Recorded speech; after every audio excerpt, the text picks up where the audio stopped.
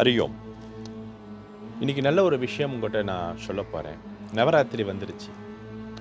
எல்லாரும் நவராத்திரியை கொண்டாட போகிறோம். புரட்டாசி மாதத்தில் இந்த நவராத்திரி வரும். இந்த நவராத்திரியில் நம்ம என்ன செய்யணும்? அம்பிகையை நினைக்கணும். முடிந்தால் 10 நாள் பூஜை வரும். விஜயதசமியை சேர்த்து 10 நாள். அந்த 10 நாளும் நவராத்திரியில் விஜயதசமி சேர்த்து 10 நாள் வரும் பொழுது அந்த 10 நாளும் அம்பிகையை நினைக்கணும்.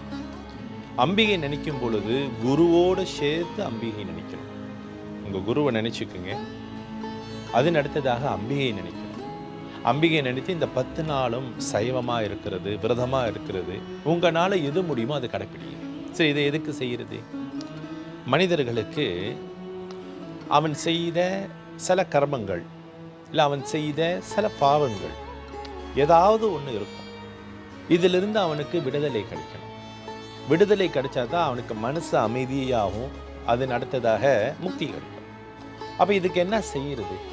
நம்ம நிம்மதியாக சந்தோஷமாக திருப்தியாக இருக்கணும் தானே. எவ்வளோ காலம்தான் இப்படியே கஷ்டப்பட்டுக்கிட்டு நம்மளோட கர்மா நம்மளை அப்படியே தாக்கிக்கிட்டு நம்ம சாபங்கள் தாக்கிக்கிட்டு என்னென்னமோ நடந்துக்கிட்டு இருக்கலவா? அது தெரியாமல் இருக்குது. என்னடா நடக்குதுன்னு தெரியாமல் இருக்கு. எல்லாருக்கும் அப்படி தானே நடக்குது. அப்போ இதுக்கு என்ன செய்யுது? அந்த ஒரே உதவி எங்கேருந்து வரும்னா கடவுள்கிட்ட இருந்தால் வரும். கடவுளோட பெரிய ஸ்வரூபம் தான் அம்பிகையின் வடிவம். ஆதி பராசக்தின்னு சொல்லுவோம். அது பரமாத்மான்னு சொல்லலாம். ஆனால் ஆதி பராசக்தி அம்பிகையின் அருள் இருந்தாலே இதிலிருந்து நம்ம வெளியே வரும். அதாவது நம்ம சமயத்தை நம்ம பார்க்கும் பொழுது நிறைய விரதங்கள், நிறைய பூஜைகள் எல்லாமே இருக்குது சமயத்தில்.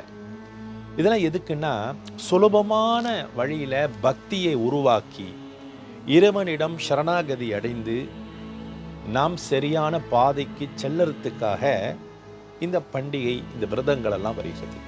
அதனால் முக்கியமானது ஒன்று இப்போ நவராத்திரி. அப்போ என்ன செய்யணும்? இதெல்லாம் சரியாகணும், நிம்மதியாக இருக்கணும்னா 10 நாள் வீட்டில் முடிந்தால் ஒரு அகல் விளக்கு வைங்க. தினமும் சைவமாக இருங்க. விரதம் எடுக்க முடியுமே விரதமாக இருங்க.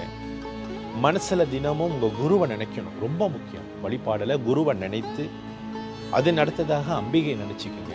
3 நாள் ஸ்ரீ துர்கை, 3 நாள் மகாலட்சுமி, 3 நாள் மகா சரஸ்வதி வருகிறார். கடைசியில் விஜயதசமி ஆதி பராசக்தி. அம்பிகை நினச்சிக்கோங்க. உங்களுக்கு எந்த அம்மனை பிடிக்கும் அந்த அம்பிகை நினச்சிக்கோங்க. நினைத்து என்னை சுத்தம் பண்ணி இப்பருவியிலே உன்னை நான் அடையணும், அந்த சக்தி கிட்ட, உலகத்துக்கு பொதுவாக இருக்கக்கூடிய அந்த சக்தி கிட்ட நான் சேரணும் குருவின் அருளோடு அப்படின்னு பிரார்த்தனை பண்ணுங்க. உங்களுக்காக வேண்டுங்க, உங்கள் குடும்பத்துக்காக வேண்டுங்க, உலகத்துக்காக வேண்டுங்க, எல்லாரும் நல்லா இருக்குன்னு வேண்டுங்க. நிச்சயமாக இந்த நவராத்திரியின் முழுமையான பலன் உங்களுக்கு சேரும்.